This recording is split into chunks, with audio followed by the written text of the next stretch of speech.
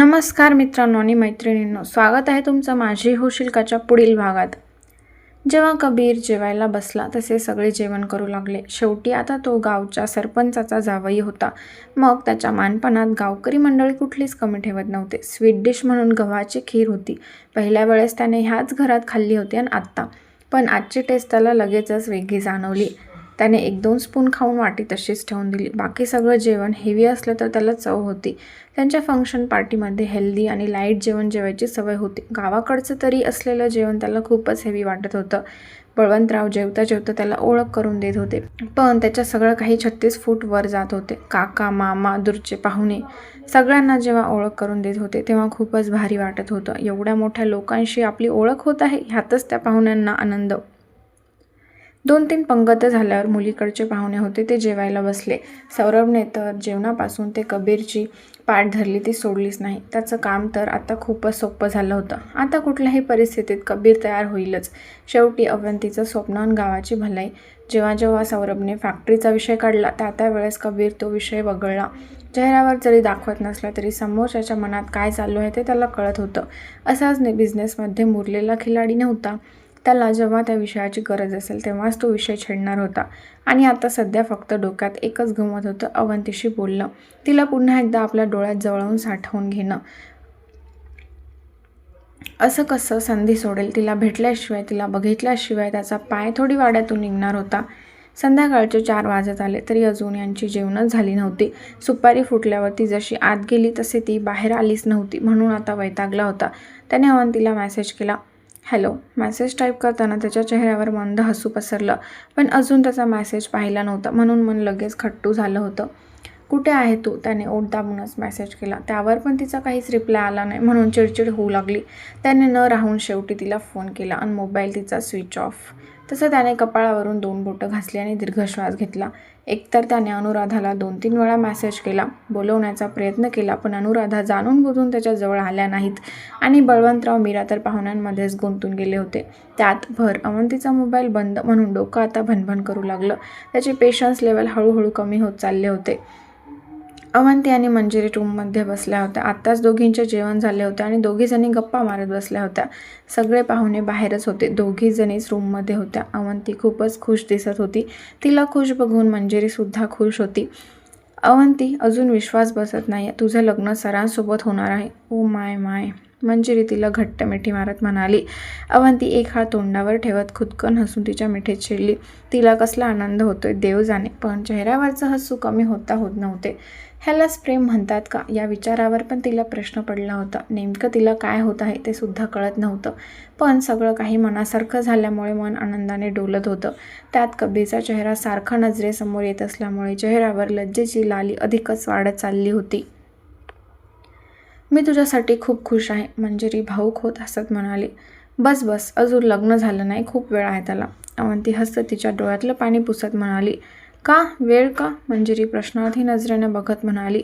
मी आबांना सांगितलं आहे, लग्न फिक्स करायचं असेल तर करा, पण मी एवढ्या लवकर लग्न करणार नाहीये. बघू आता. त्यावर काही बोलणं झालं नाही. हे सगळं इतकं अचानक झालं ना की अजूनही मला विश्वास बसत नाहीये. कुठे आज डोक्यात होतं की त्या सूर्यजीतसोबत लग्न फिक्स होती की काय आणि वेगळंच झालं. त्यामुळे अजून मला विश्वास बसत नाहीये. अवंती डोळे मोठे करून हसत म्हणाली. ओ, तसे सर जास्त दिवस थांबतील असं वाटत नाही. त्यांचा चेहरा सांगत होता ते किती लग्नासाठी उतावीळ आहेत. मंजिरी हसत तिला चिडवत म्हणाली. तसं अवंतीच्या पोटात गोळा आला. काही पण बोलत असते. त्यांना पण मी आधी सांगितलं की मला लग्न नाही करायचं. अवंती नजर चोरत दुसरीकडे बघत म्हणाली. मंजिरीचे शब्द कानावर पडले की पोटात गोळा येऊन अंगावर काटा येऊन जात होता. हृदय लगेच जोरजोरात धडधड करत होतं. त्यामुळे गालावरचं हसू वाढत जात होतं आणि ते लपवण्याचा निष्फळ प्रयत्न करत होती. पण लपता लपत नव्हतं. आणि काहीतरी अर्जंट काम असल्याशिवाय शर्मा सर फोन करणार नाहीत. Hello, good afternoon sir. ती फोन रिसीव्ह करत हळुवारपणे म्हणाली. मिस मंजिरी, अवंती मॅडम सोबत आहेत का? त्याने दीर्घ उसासा सोडत विचारलं. मंजिरी त्याच्या प्रश्नाने पूर्णपणे गोंधळून अवंतीकडे बघू लागली. अवंती न समजून हसत तिच्याकडे बघत होती. मिस मंजिरी. पुन्हा शर्माचा आवाज पडला तशी ती भानावर आली. हा हो, तिने पटकन गोंधळून उत्तर दिलं. ओके, आत्ताच्या आत्ता सरांना फोन लावून त्यांना द्या. सर अवंती मॅडमचा फोन ट्राय करत आहेत पण त्यांचा मोबाईल स्विच ऑफ आहे. शर्माने सांगितलं. सांगताना त्यालाच हे सगळं ऑकवर्ड वाटत होतं, पण आता कबीरची ऑर्डर फॉलो करावं लागणार होतं. शर्मा बोलला आणि इकडं मंजिरीचे डोळेच बाहेर यायचे बाकी होते. ती मोठे डोळे करून अवंतीला बघत होती. कबीर बाहेरच बसला आहे आणि तो पार ऑफिसमध्ये शर्माला फोन करून मंजिरीला फोन करायला सांगत आहे. मग या बाबाची तर कमालच आहे. हो, तिने पटकन फोन कट केला आणि तिच्या सरांचा नंबर डायल करू लागली. अवंती गोंधळून तिच्याकडे आणि तिच्या मोबाईलकडे बघत होती. काय चाललं आहे तिला काही कळत नव्हतं. बहुतेक काहीतरी ऑफिसचे काम असेल म्हणून तीही तिच्याकडे एकटक बघत होती. रिंग गेली. तसेच दुसऱ्याच रिंगवर कबीरने फोन रिसीव्ह केला. अवंती, त्याने थोडं अधीर मनाने तिचं नाव घेतलं. सगळ्या गर्दीतून थोडासा लांब तो जाऊन थांबला होता. हात देते. मंजिरी पटकन मोबाईल अवंतीसमोर धरते. तिला तर काय बोलावं काही कळत नव्हतं. आतून एवढी घाबरली होती की ती नेमकी काय करत आहे हेच तिला कळत नव्हतं. पण त्याचा आवाज ऐकून लगेच धडकी भरली आणि दुसऱ्याच मिनिटाला तिने अवंतीसमोर तिचा मोबाईल धरला. अचानक मोबाईल समोर बघून अवंती गोंधळलेल्या नजरेने तिच्याकडे बघू लागली.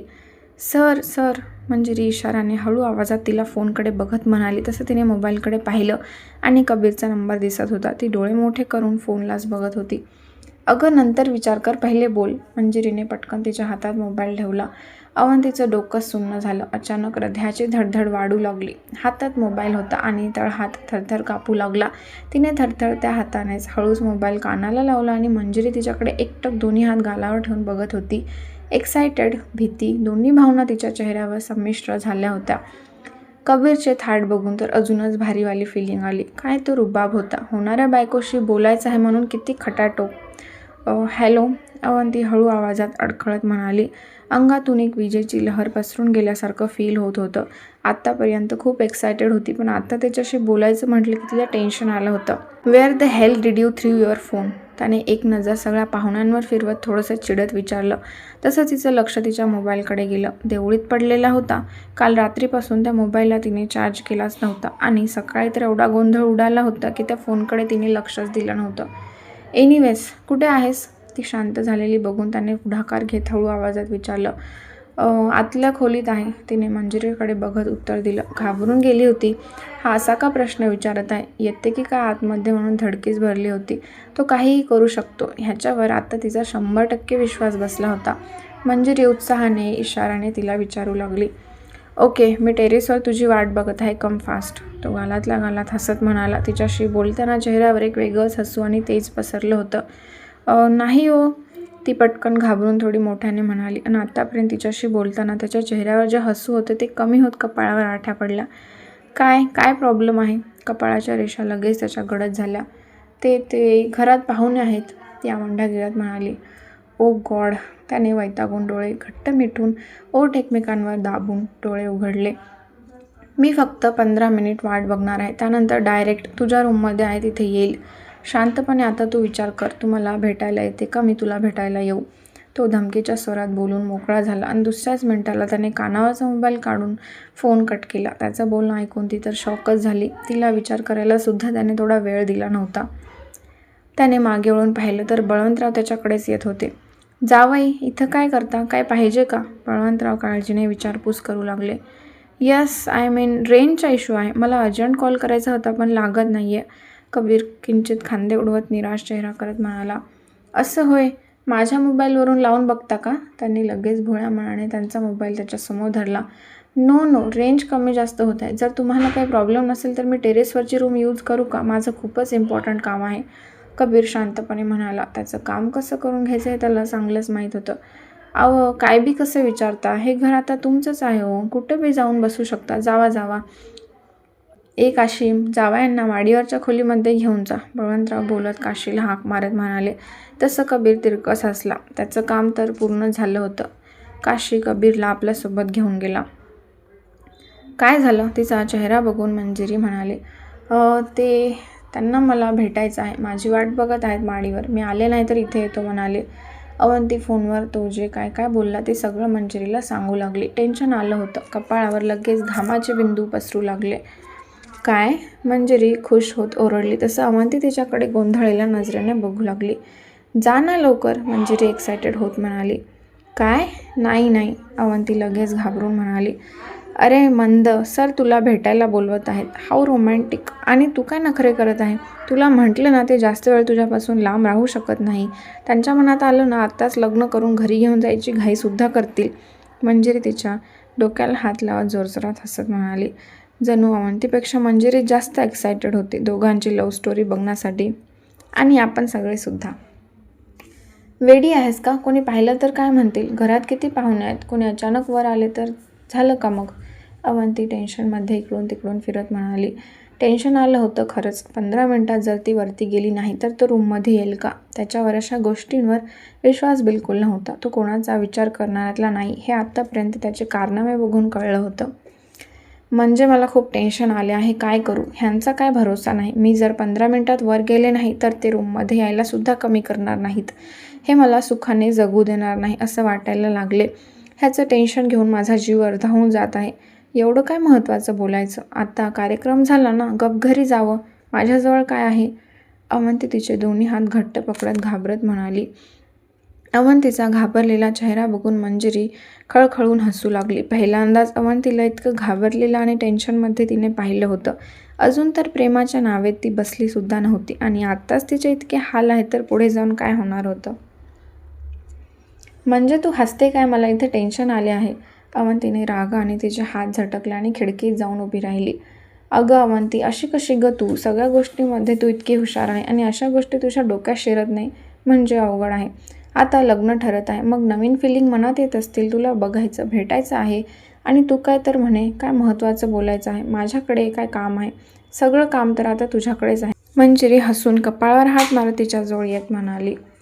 अवंतीने मानेला झटका देत रागाने तिला एक लूक दिला आणि पुन्हा खिडकीच्या बाहेर बघू लागली. डोकं काही काम करत नव्हते. जायचं बोलले तरी त्याची भीती वाटत होती. आधी काही नातं नसताना हक्क गाजवत होता. नाता तर काय बोलेल करेल या विचारानेच पोटात गोळा येऊ लागला. अवंती जा, नाही तर सर इथे येतील. मी कोणी वर जाऊ नये ह्याची काळजी घेते. मंजिरी त्याला घाबरवत हसत म्हणाली.